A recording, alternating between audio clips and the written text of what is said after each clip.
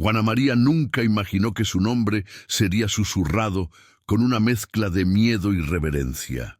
Antes de convertirse en un fantasma en el desierto, era solo una sierva de Dios, una mujer de 30 años cuya vida entera había sido trazada por los muros de un convento olvidado por el tiempo en el norte de México.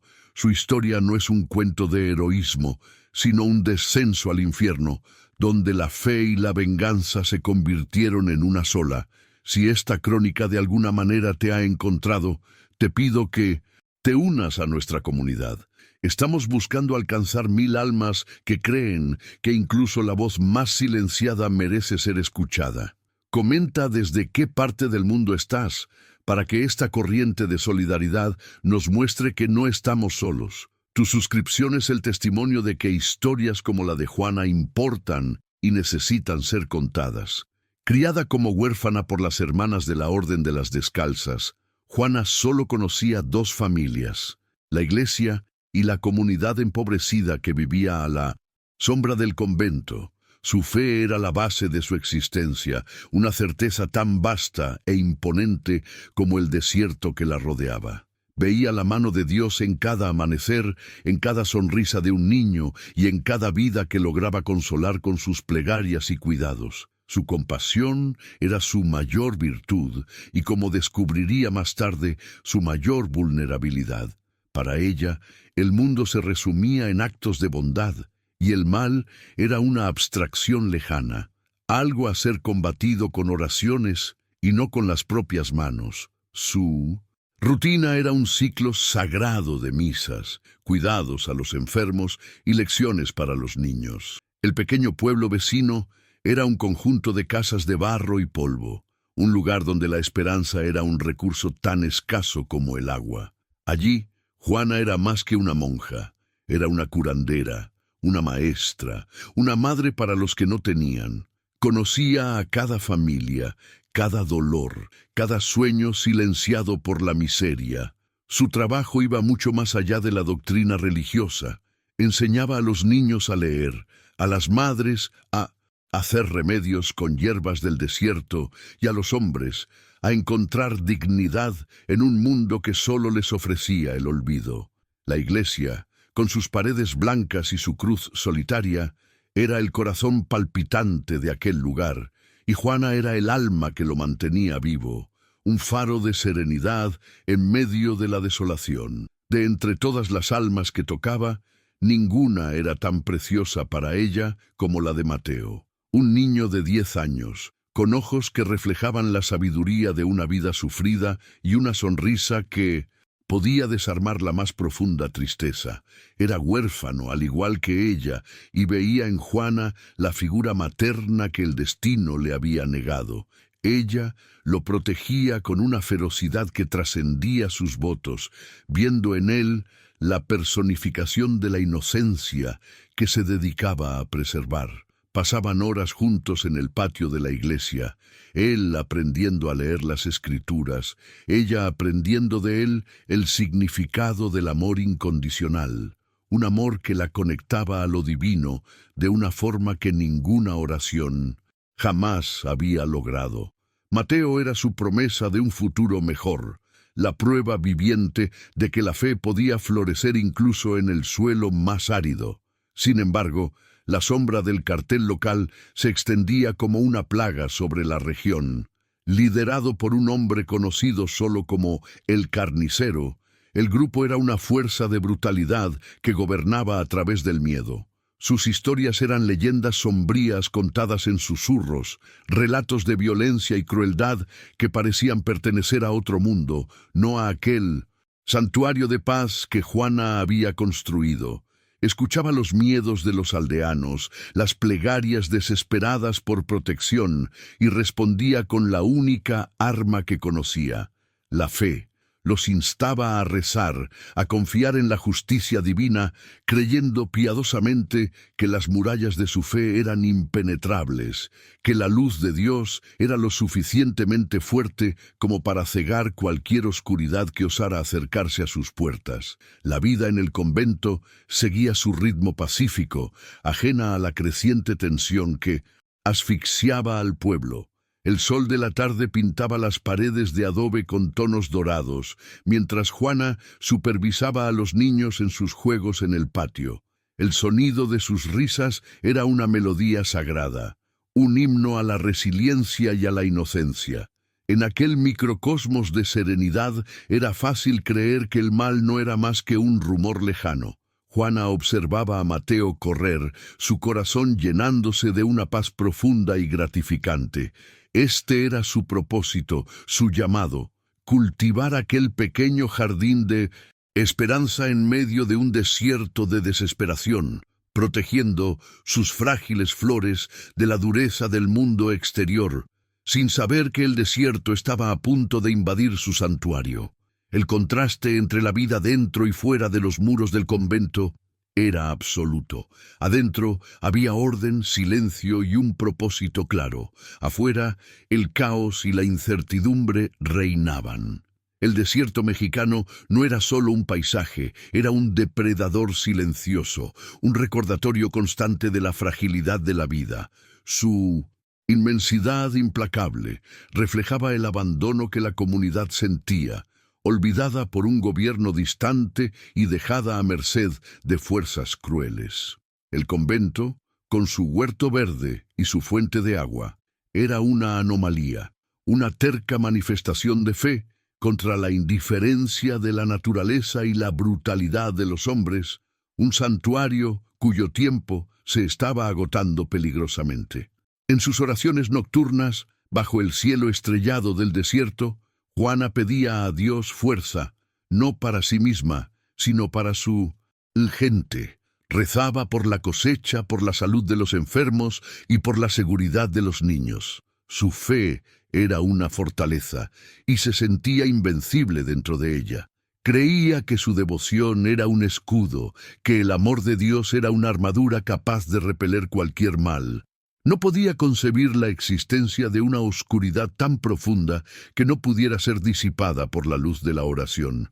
Esa convicción, pura e inquebrantable, era el cimiento de su identidad, un cimiento que estaba a punto de ser arrancado de forma tan violenta que la haría cuestionar no solo a Dios, sino la naturaleza misma de su alma. La paz fue rota no por un trueno, sino por el rugido profano de motores. Una nube de polvo en el horizonte creció hasta materializarse en una caravana de camionetas negras que invadieron el pueblo como un enjambre de langostas de metal. Las puertas se abrieron y hombres armados, con rostros endurecidos por la crueldad, saltaron al suelo, sus movimientos eficientes y amenazadores. El aire se volvió pesado, cargado con el olor a gasolina y miedo. Los juegos de los niños cesaron, las puertas se cerraron con estruendo y un silencio mortal cayó sobre el lugar. Del vehículo delantero, un hombre corpulento descendió. Su rostro era una máscara de cicatrices y desprecio.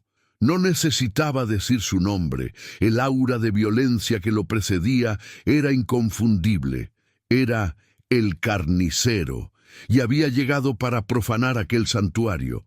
No perdió tiempo con discursos. Con la arrogancia de un rey inspeccionando sus tierras, caminó hasta el centro de la plaza, sus hombres esparciéndose para sacar a los jóvenes de sus casas. El propósito era claro y brutal: reclutamiento forzado. Gritos de madres resonaban, mezclándose con las órdenes ásperas de los sicarios. El pueblo, que minutos antes era un refugio de comunidad, se transformó en un escenario de desesperación.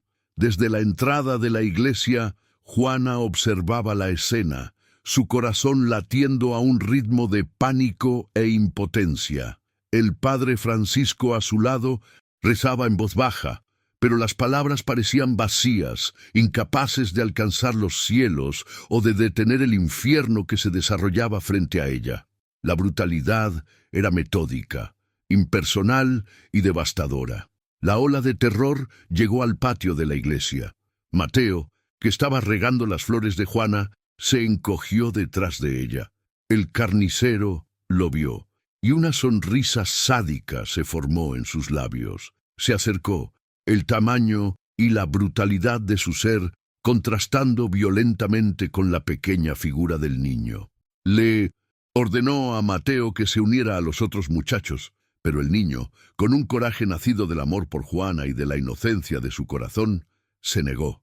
Dijo, «No», una sola palabra que resonó en el tenso silencio con el peso de un desafío mortal. El carnicero se rió, un sonido seco y cruel. Para él, la negativa de un niño, especialmente dentro de un lugar sagrado, era una afrenta directa a su autoridad absoluta. Lo que sucedió a continuación fue un borrón de horror que se grabó a fuego en el alma de Juana.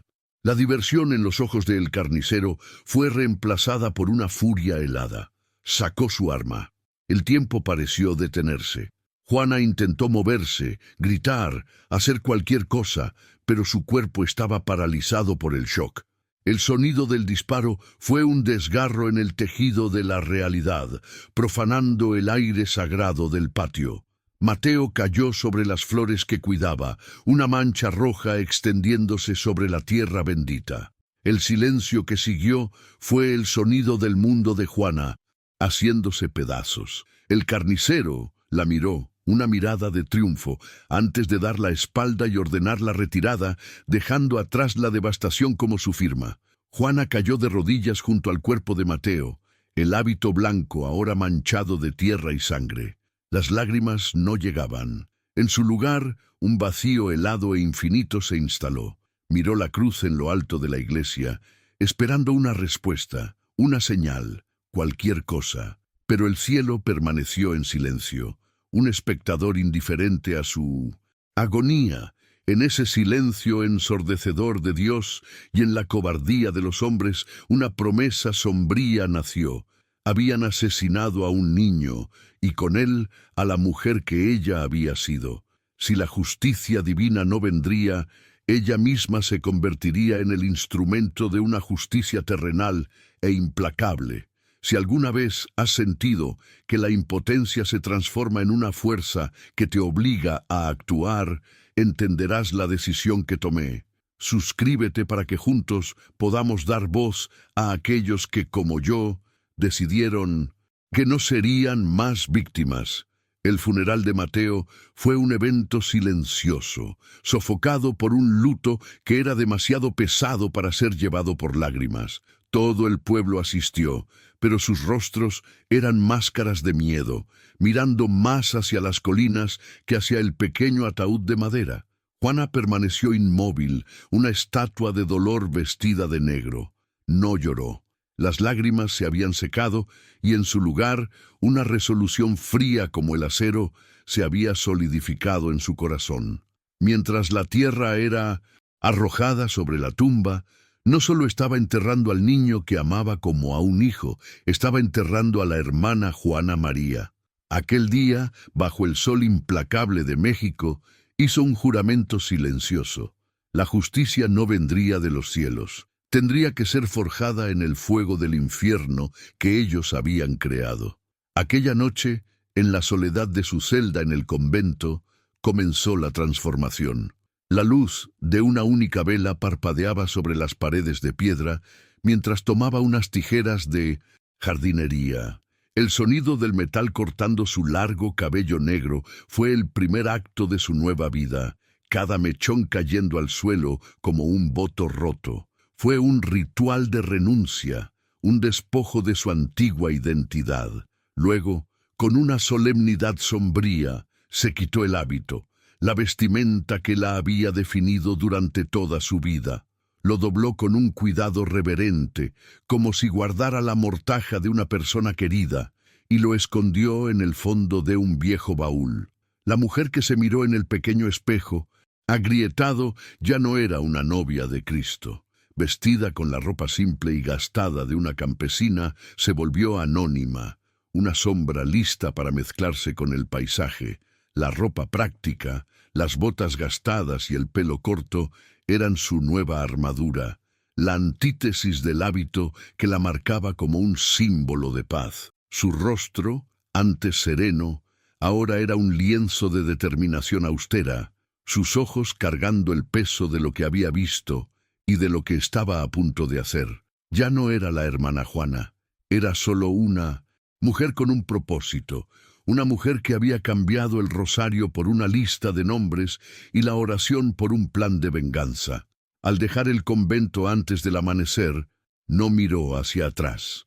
El pasado era una tierra extranjera a la que nunca más podría regresar. El desierto que antes representaba el aislamiento y la prueba espiritual se convirtió en su mayor aliado. Conocía cada cañón, cada cueva, cada fuente de agua escondida. El terreno que era hostil para los forasteros era un mapa grabado en 1900. Su memoria, durante semanas, vivió como un animal salvaje, observando, aprendiendo, esperando. Desde cumbres lejanas, mapeó las rutas de suministro del cartel, los horarios de las patrullas, los puntos débiles en su logística. Su paciencia era infinita, forjada por años de vida monástica. Usó la disciplina de sus antiguas rutinas de oración para perfeccionar su nuevo oficio, la caza.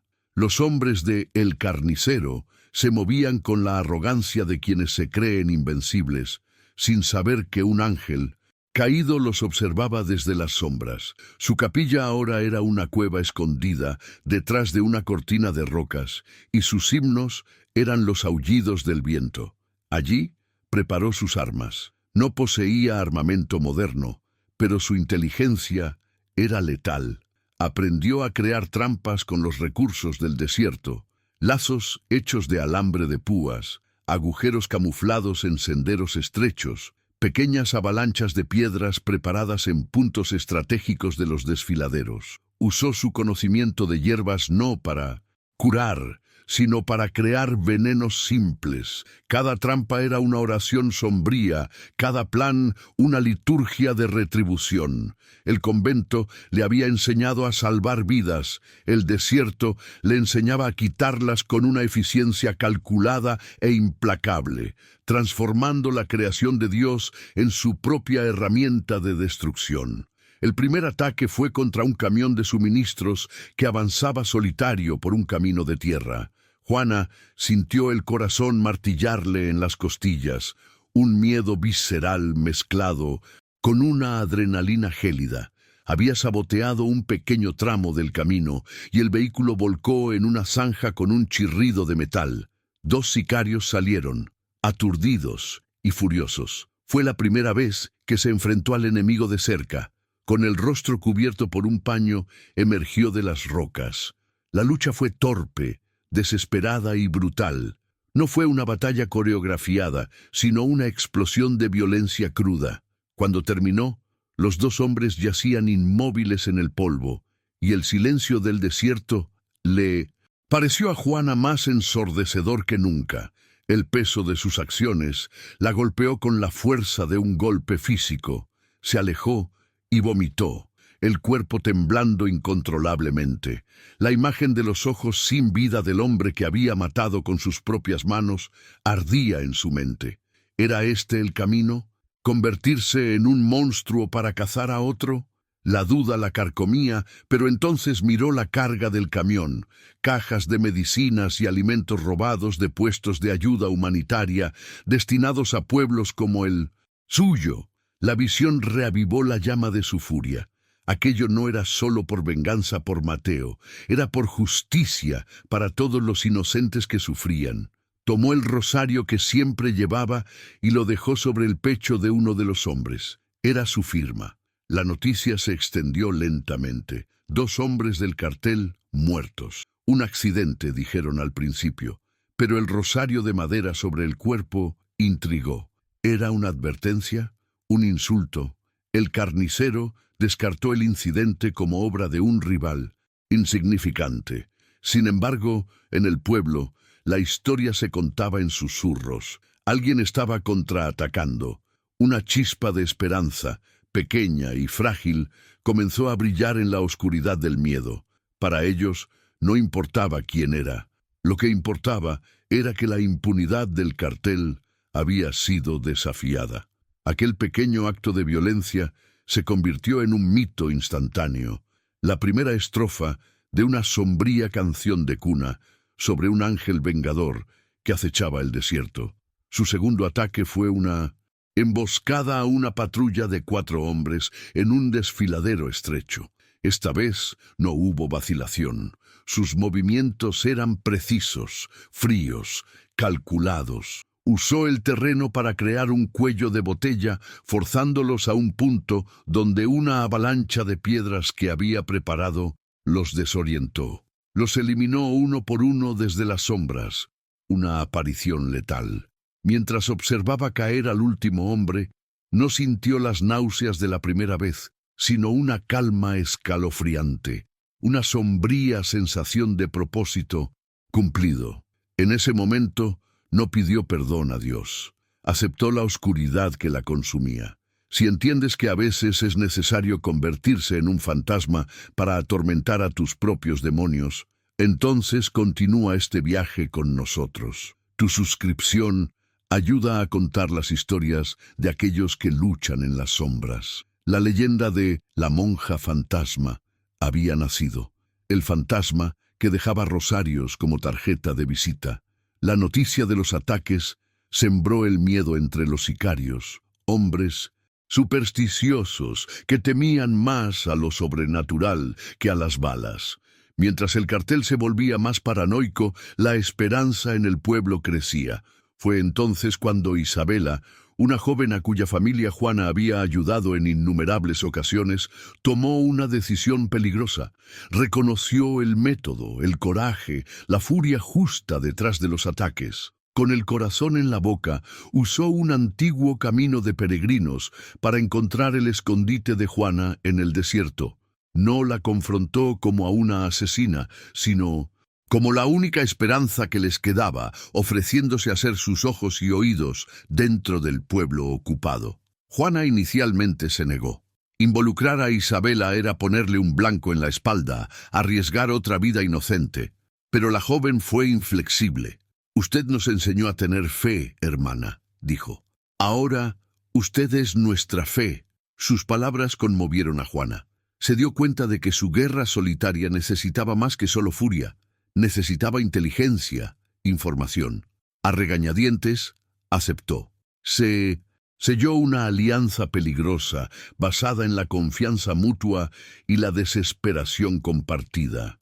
Isabela se convirtió en una espía improbable. Su apariencia inofensiva le permitía escuchar conversaciones y observar movimientos sin levantar sospechas, transmitiendo información vital a la guerrera del desierto. La primera información de Isabela fue crucial. Escuchó sobre un encuentro secreto entre 2 de los tenientes más brutales de El Carnicero, responsables de la extorsión en la región. Se encontrarían en una cantina abandonada para repartirse las ganancias. Con esta información, Juana pudo planificar un ataque quirúrgico. Ya no era una emboscada aleatoria, era un golpe estratégico al corazón de las operaciones del cartel. Preparó el terreno meticulosamente, transformando la cantina en una trampa mortal. La guerra estaba evolucionando. Juana estaba dejando de ser una mera vengadora para convertirse en una estratega, desmantelando la organización criminal pieza por pieza, desde 1900, adentro hacia afuera. El carnicero no era un hombre que tolerara desafíos. La pérdida de sus tenientes y del dinero lo enfureció. La historia de la monja fantasma ya no era un rumor molesto, era una amenaza directa a su poder. La humillación de ser cazado por una leyenda, un espectro, lo consumía. Se obsesionó con desenmascarar y destruir a esa fuerza que se atrevía a desafiarlo en su propio territorio. La recompensa por la cabeza del fantasma se triplicó. Patrullas más pesadas y violentas barrieron la región y la paranoia se instaló en sus filas. La caza se volvió personal, una batalla de voluntades entre el sádico varón del crimen y la mujer que él mismo había creado. En una de sus raras y arriesgadas visitas al pueblo para obtener suministros, Juana fue sorprendida por el padre Francisco en la sacristía de la iglesia. Él la estaba esperando. El anciano sacerdote la miró, y sus ojos se llenaron de una profunda tristeza. No veía a la monja que había criado, sino a una extraña, endurecida, con la muerte cerniéndose sobre sus hombros como un manto. El olor a pólvora y desierto había reemplazado al de incienso y velas. —¿En qué te has convertido, hija mía? —preguntó, su voz quebrada por el dolor. La confrontación que Juana tanto temía había llegado. El espejo de su antigua conciencia estaba ante ella, y su reflejo era el de una asesina. El sermón del sacerdote fue un torrente de súplicas y acusaciones. Habló del alma, de la condenación eterna, del perdón de Dios. Le imploró que se detuviera, que no perdiera su alma por el odio. La venganza es del Señor, Juana. No se puede combatir la oscuridad convirtiéndose en parte de ella, exclamó, sus manos temblorosas. Él representaba todo lo que ella había abandonado: la fe en la paciencia, la creencia en la redención, la esperanza de que el bien prevalecería sin la ayuda de la violencia. Cada palabra suya era un golpe en su alma ya herida, reabriendo las heridas de su crisis espiritual. La respuesta de Juana fue un susurro helado, cargado con la furia de todas las tumbas que el carnicero había cavado. ¿Dónde estaba su Dios cuando mataron a Mateo en el suelo sagrado de esta iglesia, padre? Su Dios guardó silencio. Yo lo oí, dijo, su voz cortante. Mis acciones no son para el cielo, son para la tierra. Son la única oración que estos hombres entienden. Se giró para irse, pero se detuvo en la puerta. Rece por mi alma si quiere, padre, pero rece también para que termine lo que empecé. Para aquellos que nos escuchan, sepan que su apoyo es la prueba de que incluso los viajes más oscuros merecen ser comprendidos. La suscripción es una señal de que no estoy sola. A pesar de su fachada endurecida, las palabras del sacerdote la atormentaron. Las noches en el desierto se hicieron más largas, pobladas de pesadillas. Veía el rostro de Mateo, no sonriendo, sino con los ojos llenos de una tristeza acusadora. Veía los rostros de los hombres que había matado, sus caras congeladas en el momento de la muerte. Se despertaba con su propio grito atorado en la garganta, el cuerpo empapado en sudor frío. La soledad de su guerra era abrumadora.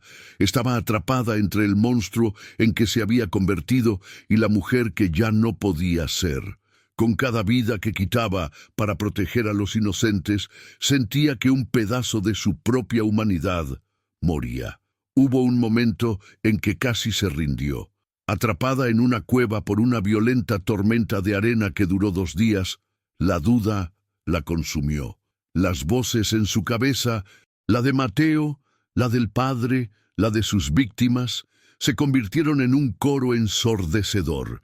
Quizás el padre tenía razón, quizás solo estaba perpetuando el ciclo de violencia, su alma irremediablemente perdida.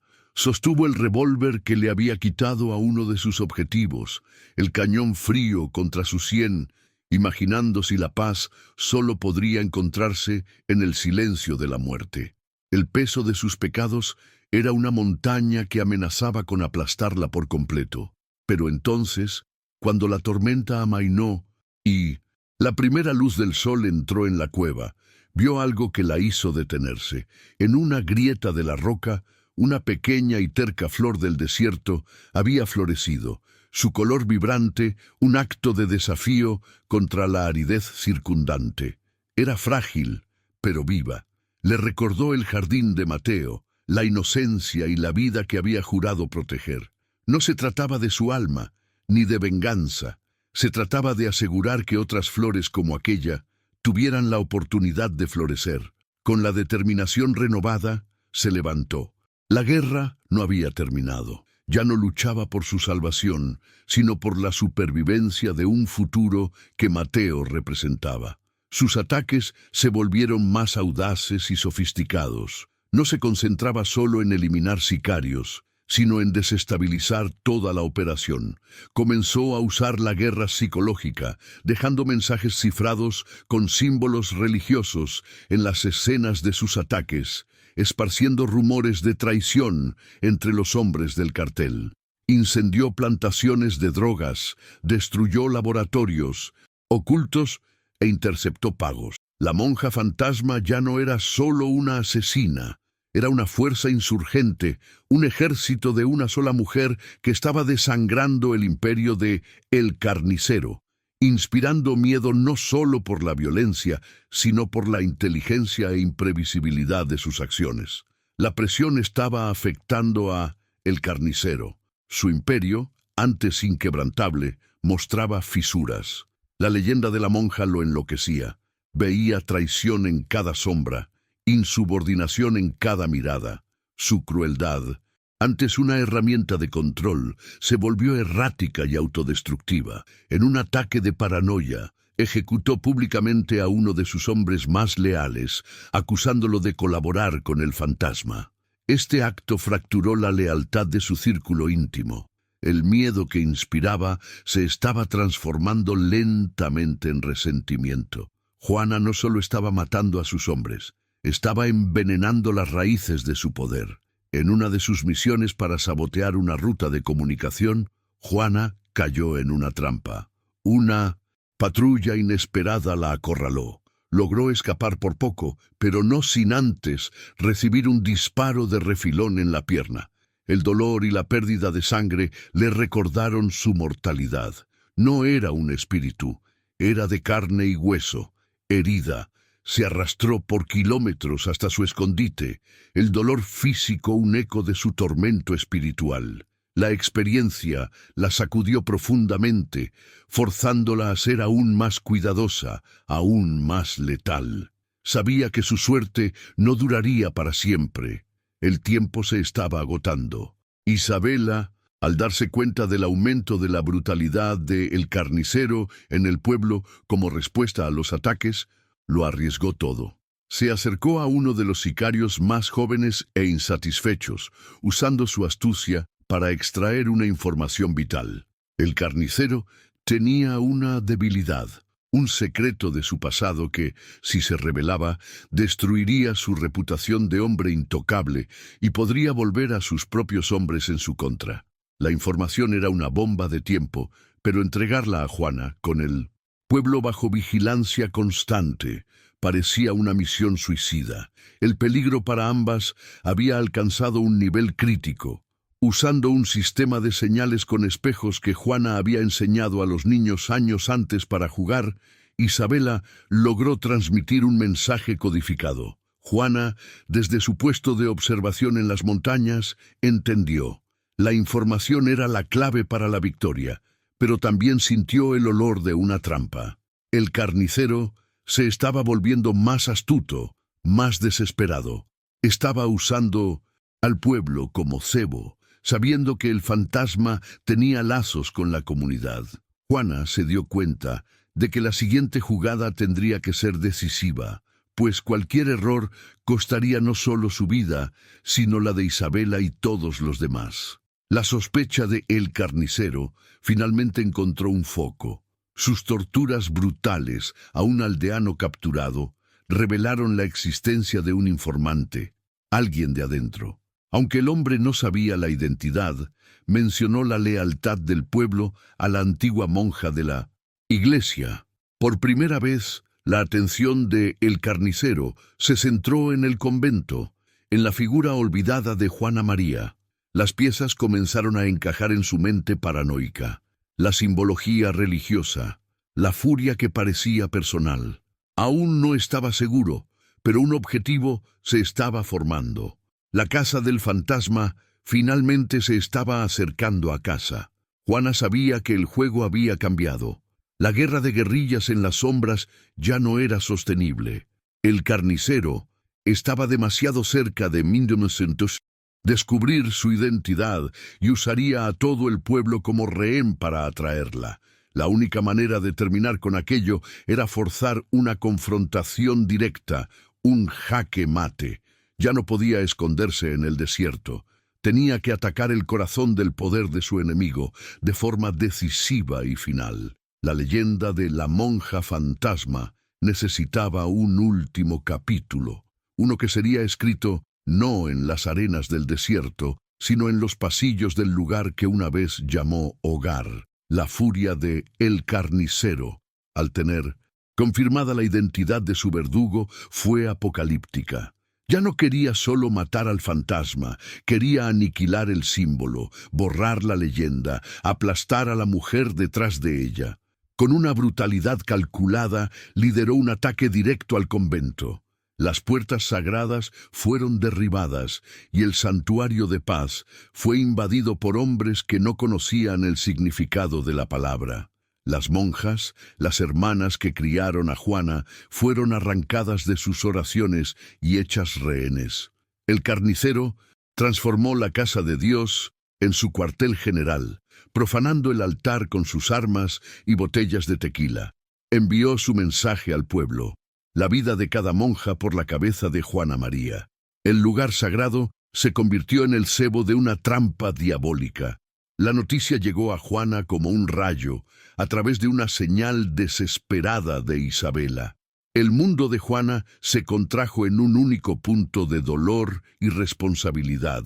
Su guerra personal había puesto a las únicas personas que todavía la amaban en la línea de fuego. La culpa era un veneno en sus venas, pero no había tiempo para lamentos. La decisión fue instantánea, desprovista de cualquier duda. Tendría que volver, tendría que entrar en la boca del lobo, no para salvar su alma, sino para rescatar los últimos vestigios de su vida pasada. Su viaje de regreso a través del desierto fue una peregrinación sombría, cada paso llevándola más cerca de su condena o de su redención final. Ya no era una fugitiva, era una tormenta que se aproximaba. Bajo el manto de la noche, llegó a los alrededores del convento. La visión era una blasfemia. Potentes reflectores barrían las paredes de adobe, reemplazando la luz serena de la luna. Guardias armados patrullaban los tejados donde ella solía observar las estrellas. El sonido de música vulgar y risas ásperas se filtraba por las ventanas de la capilla, un sacrilegio que hería sus oídos. Aquel ya no era su hogar, era una fortaleza enemiga, una versión pervertida de sus recuerdos más queridos. Una rabia fría y precisa se apoderó de ella, limpiando su mente de todo miedo y vacilación. No estaba allí para negociar ni para rezar, estaba allí para purificar aquel lugar con fuego y sangre, para realizar un exorcismo con balas. El convento tenía secretos, y Juana los conocía todos. Un antiguo pasadizo de servicio usado para llevar suministros de la bodega a la cocina y olvidado desde hacía mucho tiempo, se convirtió en su punto de entrada. Se movió por los pasillos oscuros como un espectro, cada paso silencioso sobre un suelo que conocía como la palma de su mano. El aire estaba impregnado del olor a cigarrillo y sudor, una violación del aroma a cera de abeja e incienso de sus recuerdos. Las sombras danzaban, y en cada estatua de santo, en cada crucifijo en la pared, veía testigos silenciosos de su misión profana. Era un fantasma en su propia casa, cazando a los demonios que la habían invadido y preparándose para arrastrarlos al infierno. La purga comenzó desde adentro hacia afuera. Usó el elemento sorpresa con una eficiencia brutal.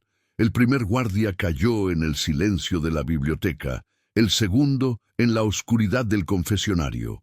Se movió con la certeza de quien conoce el terreno y la furia de quien defiende lo sagrado.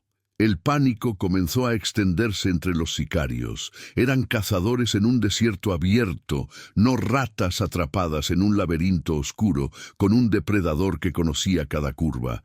Los disparos resonaban erráticamente por los pasillos de piedra y los gritos de sus hombres se volvían cada vez más esporádicos. El carnicero, en su trono improvisado en el altar, se dio cuenta demasiado tarde de que su fortaleza se había convertido en su tumba.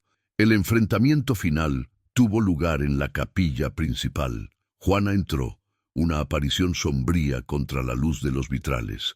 El carnicero la esperaba, usando a las aterrorizadas monjas como un escudo humano frente al altar. «Juana María», gruñó saboreando el nombre. «La pequeña oveja de Dios finalmente muestra sus colmillos». La provocó, burlándose de su fe, de Mateo, de su transformación.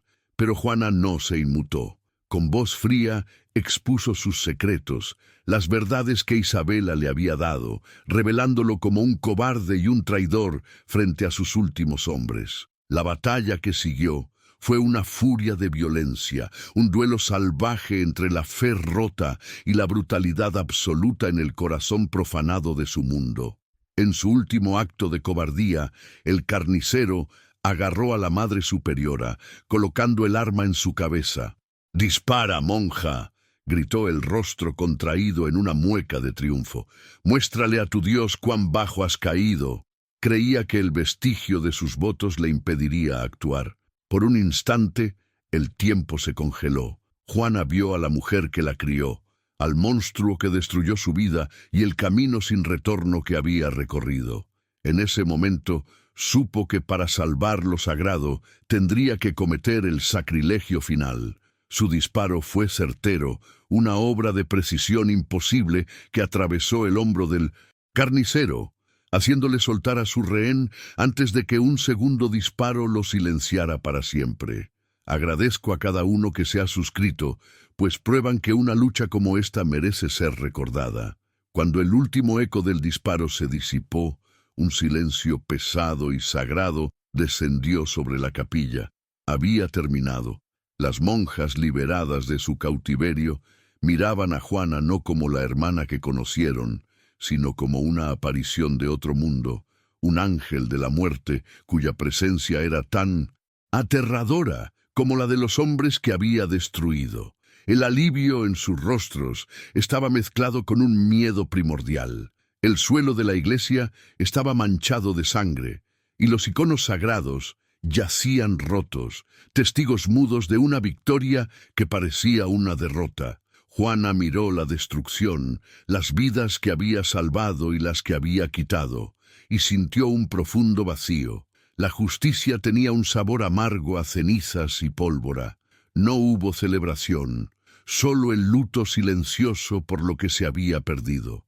El padre Francisco llegó con los primeros rayos de sol, encontrando una escena de masacre en su casa de Dios. Miró los cuerpos, la devastación y finalmente a Juana, que estaba de pie como una centinela solitaria en medio de la carnicería.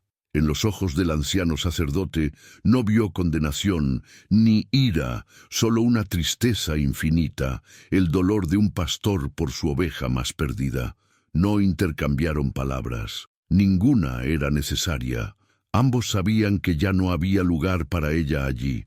Había purificado el templo volviéndose impura. Para salvar su hogar lo había perdido para siempre. El abismo que la separaba de su pasado era infranqueable, y el silencio entre ella y el sacerdote fue su despedida final. Antes de que el pueblo despertara por completo, se preparó para partir. Se encontró con Isabela una última vez, no en las sombras, sino en la débil luz del amanecer.